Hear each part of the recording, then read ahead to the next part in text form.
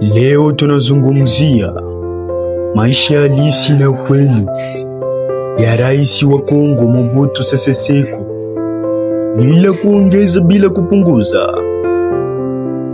Mobutu alizaliwa tarehe 18 mwezi wa 10 mwaka wa 1903. Mahali alipozaliwa ni Lisala, mkoa wa Equateur, huko jijini Kongo ya Kibeljiji wakati huo.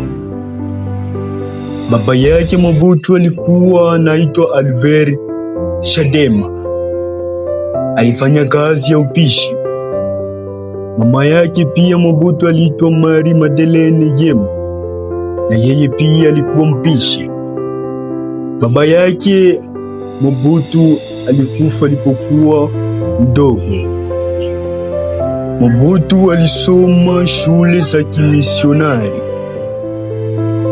Alifukuzwa mara kadhaa kwa kukosa nidhamu.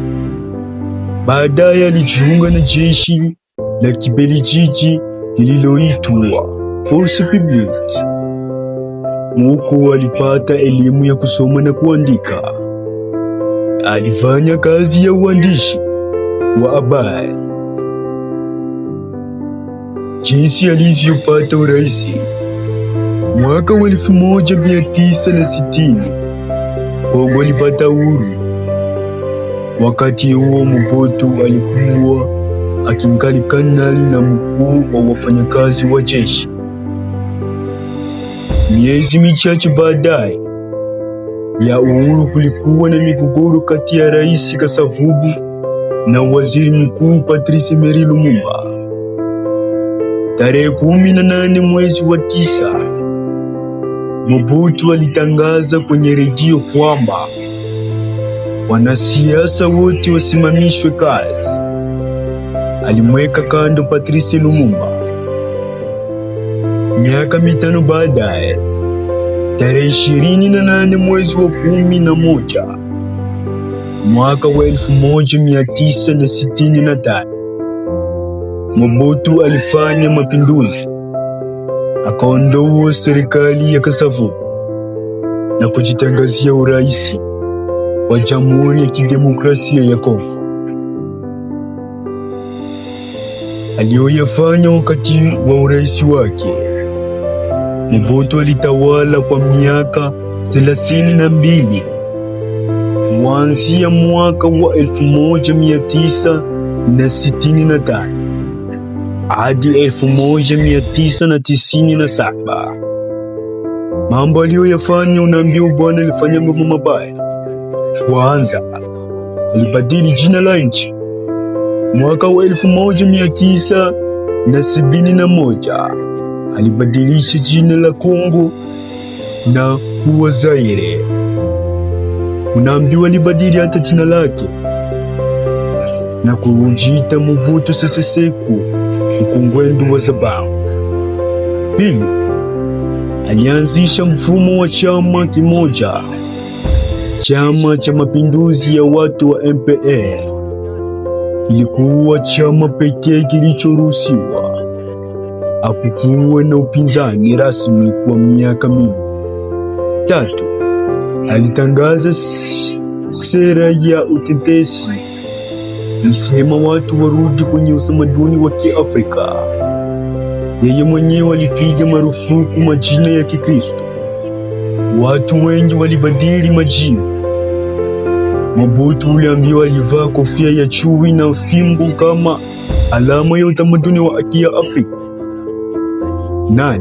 Ufisadi na wizi. Ripoti nyingine zilisema pesa za serikali na za misaada zilitumika vibaya.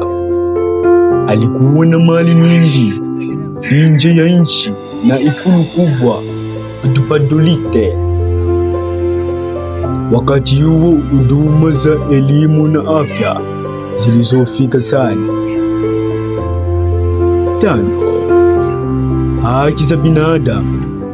Kwa mujibu wa mashirika ya haki za binadamu, kipindi chake kulikuwa na ukandamizaji wa pinzani wengi walifungwa, kuteswa au kulazimika kukimbia nchi. Jinsi alivyoanguka na kufariki mwaka wa 1967.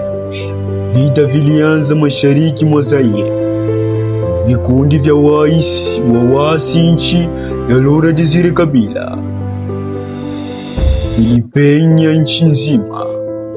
Tarehe 16 mwezi wa 5, Mobutu alikimbia nchi. Aliondoka kwenda Morocco.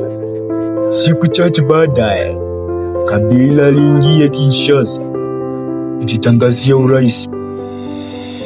Mobutu alikuwa mgonjwa wa kansa ya tezi dume.